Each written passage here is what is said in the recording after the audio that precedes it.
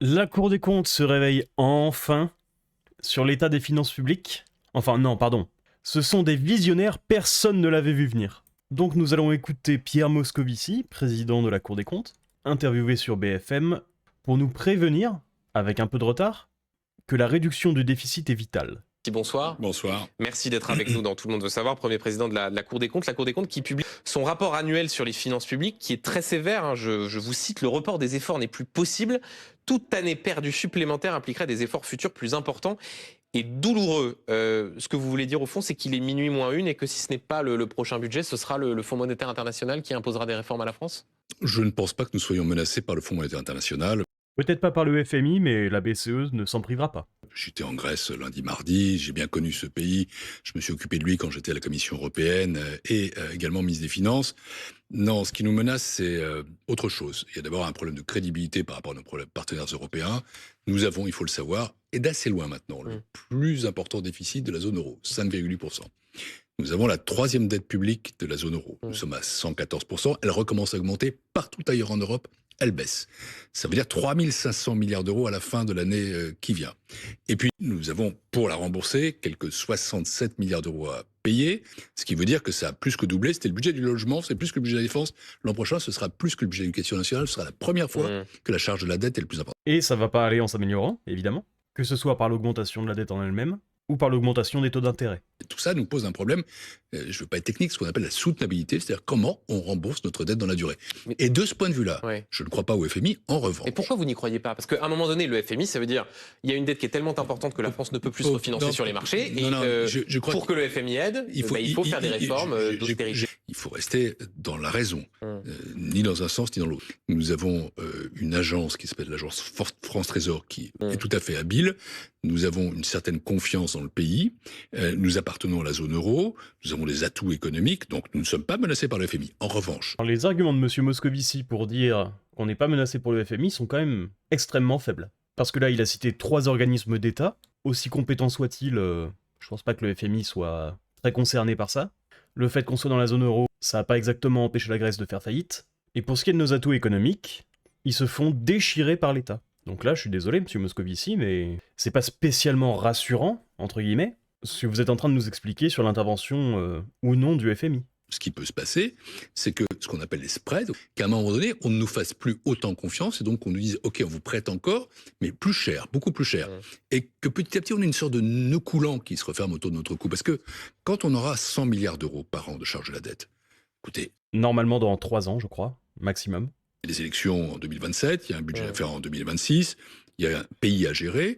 Moi, ce que je dis, c'est qu'on ne peut pas investir dans l'avenir comme on le devrait. Quand vous avez 100 milliards d'euros de charge de la dette, vous êtes tout simplement complètement étranglé, paralysé, et c'est le pays qui finalement est à l'arrêt et qui passe son temps en fait à écoper, à rembourser la dette. Et ça, c'est pas souhaitable. On ne peut pas investir dans le futur parce qu'on a préféré pendant 50 ans investir dans le passé. Depuis 50 ans, on s'endette, donc on fait payer plus d'impôts aux générations futures pour le confort de la génération actuelle. Ça fait 50 ans qu'on fait absolument tout ce qu'on peut pour appauvrir les gens qui ne sont même pas encore nés. Tout ça empiré par ce qu'il a appelé les spreads, parce que plus on est endetté, moins les gens qui nous prêtent de l'argent ont confiance en nous, donc plus ils demandent d'argent en contrepartie, ce qui est normal, donc plus c'est dur de rembourser la dette, donc puisque nos gouvernants n'ont absolument aucun courage, ça augmente encore plus la dette, etc. Et juste pour vous le rappeler, M. Moscovici a été ministre de l'économie et des finances pendant 2 ans. Je crois, de 2012 à 2014. Ce cuistre a activement participé à ça. Donc maintenant qu'il est complètement cramé politiquement, qu'il a plus aucune chance d'être élu nulle part, il vient donner la leçon, mais on sait que vous y avez participé, monsieur Moscovici, à cette situation. Mais vous dites, et les chiffres sont impressionnants dans ce rapport de la Cour des comptes, vous dites qu'il faut économiser 100 milliards d'euros d'ici à 2029 pour passer sous la barre des 3% de déficit. Mais est-ce que, rien que sur les 40 milliards d'euros à faire, vous avez une longue expérience politique, vous avez été ministre de l'économie et des finances, est-ce que vous pensez une seule seconde, et il y a le constat qui est très sévère, que c'est possible ? C'est possible, et c'est pas assez. Si M. Moscovici répond autre chose que ça, c'est un clown. Est-ce qu'à un moment donné, il n'y a pas quelque chose d'un petit peu hors sol à dire voilà ce qu'il faut faire, mais de toute façon, quand on voit la configuration politique, ça ne marchera pas. Je ne veux pas être là encore technique, on n'a pas tout à fait la même approche que le gouvernement. Quand nous parlons de 105 milliards d'euros, les 40 milliards d'euros dont parle François Bayrou équivalent en vérité à 25 milliards dans notre propre comptabilité, c'est-à-dire c'est le quart. Raison de plus, alors. Mais je vous dis pas le contraire. Nous avons des engagements européens, c'est de passer sous 3% en 2029. Ils ont été repoussés. Mais c'est pas assez. À chaque fois que j'entendrai ce chiffre, je le dirai, ce n'est pas assez. Surtout si ça ne passe pas uniquement par de la baisse de dépenses. Parce que chaque centime imposé en plus a un effet récessif énorme, comme le montre la courbe de Bars. Et donc même si on passe par uniquement de la baisse de dépenses, puisqu'on ne peut pas descendre les impôts parce qu'on sera toujours en déficit, ça ne fera rien pour la croissance. Donc à moins de vouloir une inflation à peu près 3%, ce qui serait en soi une forme d'impôt, on appelle ça de l'imposition par l'inflation, ça ne suffira pas, ces 3%. Timides et lâches. C'était 2027. J'ai été le premier à souhaiter que ce soit pas 2027 parce que c'était juste pour le coup impossible. Ça aurait demandé un effort trop important qui aurait pour le coup asphyxié la croissance. Mais ce qui asphyxie la croissance, Monsieur Moscovici, ce keynésien convaincu, ce qui étouffe la croissance en France, c'est l'État, c'est l'imposition, c'est la planification permanente et catastrophique de l'État. C'est le Mozart de la finance qui creuse notre dette de 1000 milliards. Je veux dire, il a le constat sous les yeux. Littéralement sous les yeux que ça ne marche pas. Il est président de la Cour des comptes, président d'un organisme qui vient de publier que la dette, ça marche pas, donc que le keynésianisme, ça ne marche pas, et il refuse catégoriquement de changer d'avis. Tout est affaire de crédibilité et de soutenabilité. Il faut se donner les moyens d'avoir les résultats pour atteindre nos objectifs. Et de ce point de vue-là, oui, c'est faisable. Vous savez, je vais prendre un autre chiffre. Notre dépense publique dans le PIB recommence aussi à augmenter. Elle représente 56,5% du PIB. 57% ou presque l'an prochain. Là aussi, c'est 8 points de plus que la zone euro. Alors, on est très attaché à notre modèle social. Mais pardon de le dire, il y a des gisements d'économie. En effet, il y a des gisements d'économie, mais il y en a même des plâtrés de gisements d'économie. Pas mal de trucs qui peuvent encore dégager. Et si on prend tout ça, normalement, on n'a plus de déficit. On pourra peut-être même se permettre une petite baisse d'impôts.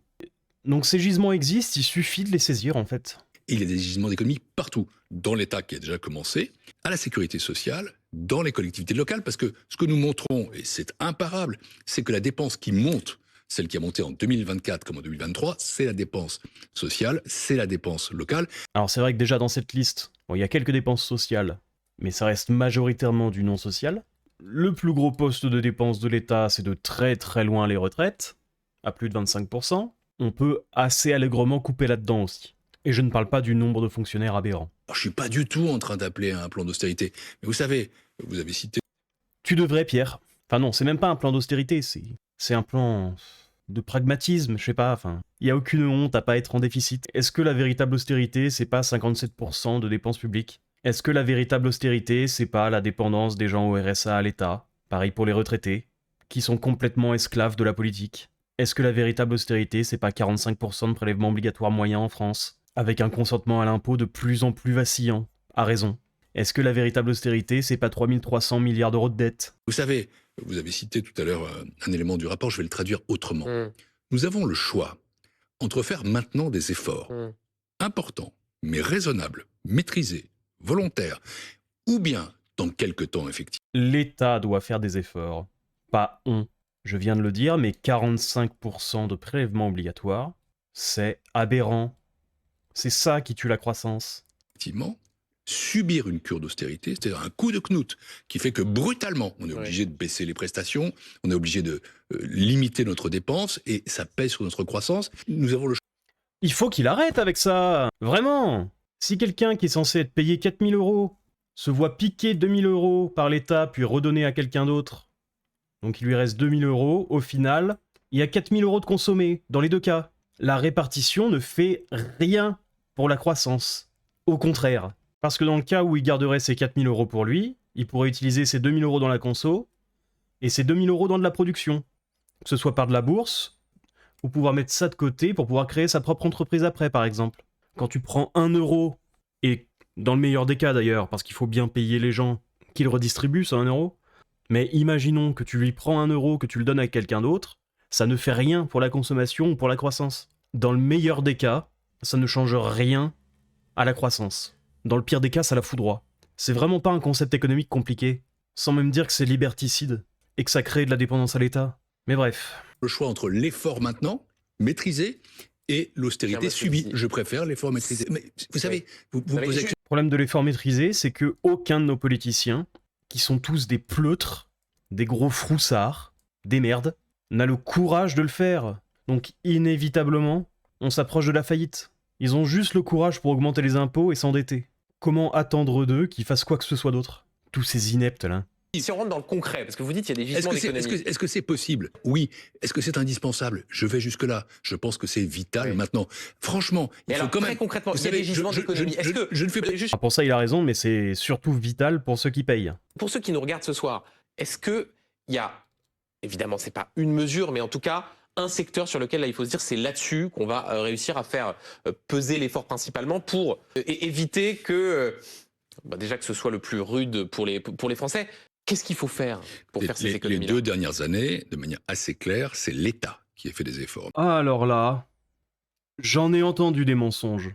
Mais celui-là, il est quand même formidable. Quasiment aussi gros que notre dette. Pas de baisse de dépenses, pas de baisse d'impôts, 150 milliards de dettes en 2 ans, pas de réforme structurelle, pas de Conseil national du bruit supprimé, même pas capable de faire un plan crédible, selon l'institution dans laquelle il travaille, pour retourner à l'équilibre des finances. Pas de simplification, au contraire, de plus en plus de normes, de plus en plus de lois, des agences qui se multiplient, des services publics de moins en moins bons. Il faut arrêter de se foutre de notre gueule, monsieur Moscovici, quand même. Je sais que votre rente d'argent public, elle est quand même bien sympa, mais vous nous volez déjà de l'argent, évitez de nous cracher dessus en plus. S'il vous plaît, quand même. Ce n'était pas des réformes structurelles, mais on a géré les comptes de l'État de manière assez serrée. En revanche, Mais non! Mais non, ce n'est pas vrai! Une bonne gestion des comptes, ça ne finit pas en déficit qui augmente. les collectivités locales et la sécurité sociale ont vu leurs comptes et leurs finances continuer à se dégrader avec des dépenses qui ont augmenté allègrement et 2 fois plus que le PIB. Qu'est-ce que j'en déduis? Il faut que l'effort soit partagé. Bon, ok. Il faisait la différence entre État, sécurité sociale et locale. D'accord. Mais le déficit de l'État en lui-même a aussi augmenté. Un peu moins que les deux autres. C'était de Montchalin qui se félicitait de ça. On est moins catastrophique que les autres. Énorme. Mais ça a aussi augmenté. Donc non, la gestion était pas bonne. Il faut que personne ne soit à l'écart de l'effort national. Autrement dit, Ah si, il en faut du monde qui ne soit pas mobilisé pour cet effort national, parce qu'il y en a qui donnent un peu plus que d'autres déjà. Les entrepreneurs et la classe moyenne se font déjà largement suffisamment plumer. Il faut taper ailleurs. Je ne dis même pas s'il vous plaît, c'est un ordre. il faudra bien que les efforts demandés portent sur l'État à nouveau, mais moins qu'avant, portent sur les collectivités locales, portent sur la sécurité sociale, parce qu'au fond, vous savez, quand je compare avec les autres pays de l'Union européenne, je constate qu'on s'est beaucoup endetté, mais que nous, on s'est beaucoup endetté pour des transferts. On ne s'est pas endetté pour l'investissement dans l'avenir. Notre investissement, il est en panne. Malgré ça, il reste keynésien, monsieur Moscovici. On s'endette pour des transferts, donc pour créer de la consommation, de la politique de la demande, et malgré ça, il dit que si on baisse trop la dépense publique, ça va affecter la croissance. Mais c'est quel niveau de déni? Sérieusement? Comment c'est possible de pas faire le lien? Parce que je pense qu'il est pas débile, monsieur Moscovici. Il a plus de 90 de QI, monsieur Moscovici, j'espère. Comment c'est possible de pas faire le lien? C'est à la fois l'investissement privé et l'investissement public. Et donc, oui, par il exemple, y a l'idée, urgence là. Pierre Moscovici, l'idée d'une année blanche, l'idée de dire on gèle tout, prestations sociales, dépenses, éventuellement barème. Est-ce que ça, c'est une réforme intelligente pour baisser? Le problème des années blanches, c'est qu'on ne sait pas l'impact que ça va avoir, en réalité. Parce que ça, c'est une mesure qui dépend à la fois de la croissance et de l'inflation, par exemple. Ça dépend d'autres choses, mais simplifions. Donc une année blanche, si on a une croissance calamiteuse et pas beaucoup d'inflation, ça fait quoi? Ça fait une réduction du déficit de quelques dixièmes de pourcentage, grand maximum. Alors que si on a une grosse croissance et beaucoup d'inflation, là, ça peut faire une grosse réduction. Bon, malheureusement, on a une croissance calamiteuse, et en ce moment, en tout cas, pas beaucoup d'inflation. Malheureusement pour la croissance et heureusement pour l'inflation. Donc ça aurait pas beaucoup d'impact. On peut faire une année blanche et en parallèle baisser d'autres dépenses. C'est pas interdit. Baisser les dépenses? Alors, je ne suis pas là pour faire des propositions au gouvernement. Non, c'est à lui de le dire. Alors, je vais vous donner, non pas un avis, mais une analyse. Parce que les avis, c'est pas mon job, je fais plus de politique, nous on est là pour éclairer le citoyen et informer les choses. Et encore une fois, je tire vraiment... Vous faites très mal votre boulot, monsieur Moscovici.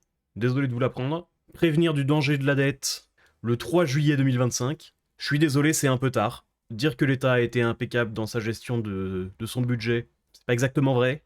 Vous n'éclairez pas grand monde là, monsieur Moscovici. Je suis désolé. Une sonnette d'alarme, je le dis franchement à ceux qui nous écoutent, il est impossible impossible de différer l'effort. Vous me demandez si c'est possible. Il faut que ce soit possible. C'est pas voilà. Année blanche, ça fait contribuer tout le monde. Année blanche, qu'est-ce que c'est? C'est qu'en fait, on cesse d'indexer tout sur l'inflation. Sur l'inflation. Dans l'ensemble, année blanche. Il faut mesurer plusieurs choses. D'abord, ça a un effet financier efficace. Donc ça, c'est une économie, sans doute.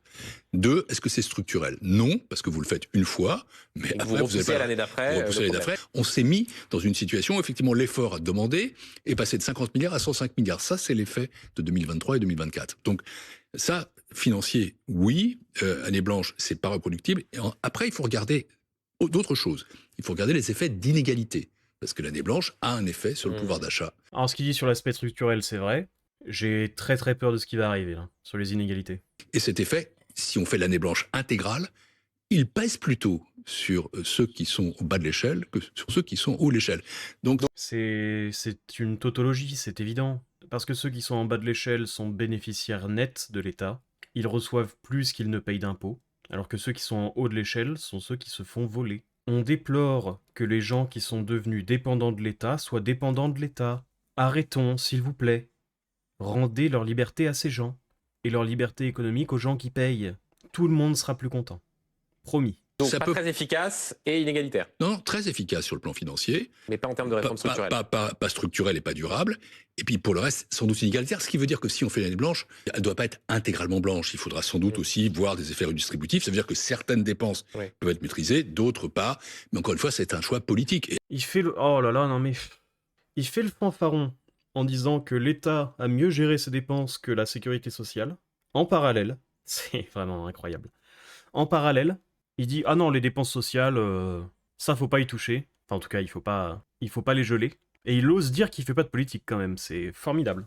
Magnifique. Véritable cas d'école. Et après, il faut effectivement en convaincre le Parlement. Juste avant de parler de la question des impôts qui intéresse ceux qui nous regardent, il y a 2 rapports intéressants qui sont sortis ou qui ont été révélés aujourd'hui. Le premier sur le Conseil économique et social et environnemental, on en parlait tout à l'heure. La Cour des comptes a fait un rapport d'un aussi. député Renaissance, voilà, la Cour des comptes aussi, du député Daniel Labaronne qui montre un certain nombre de choses qui sont étonnantes. Voilà, des indemnités de conseillers du CESE, 2500 € net pour 4 jours de travail par mois, 38 seulement. Bah c'est honnête, ça va. D'entre eux qui ont publié des avis ces 2 dernières années. Ça concerne le CESE. Et il y a des sénateurs qui publient un rapport en disant il faut tailler dans un certain nombre d'agences de l'État, l'ADEME, la NCT pour la cohésion des territoires, l'ANRU pour la rénovation urbaine. Il faut même pas tailler, il faut supprimer tout ça. C'est l'ADEME, non mais... L'ADEME, c'est l'exemple facile, mais... Qu'est-ce que c'est que ça, sérieusement? Ce truc, c'est sorti en janvier 2021, ça existe encore, l'ADEME. Une connerie grosse comme ça, et l'organisme qui en est responsable existe encore. Uniquement possible dans le public, ce genre de choses. N'importe quelle entreprise privée qui aurait l'outrecuidance de sortir un truc du style, mais ce serait fait rironner jusqu'à la faillite. Est-ce que ça, c'est des gisements d'économie qui peuvent être productifs? On ne peut pas globaliser, vous citez plusieurs choses. Le CESE... Enfin, il a des potes qui bossent au CESE, et à l'ADEME, c'est pas possible. Nous avons dit nous-mêmes dans un rapport que sa productivité pourrait être meilleure et qu'il y avait des sujets de gestion. Donc faut le supprimer. Donc il sait que c'est nul. C'est fatigant. Je suis désolé, je crois que je vais m'arrêter là. Je sais pas exactement déjà combien de temps on va faire la vidéo, mais oh là, j'en peux plus. C'est trop pour moi, désolé. Si la vidéo t'a plu, n'hésite pas à t'abonner, à regarder une autre vidéo, à faire un petit passage sur la chaîne principale, à liker et à commenter.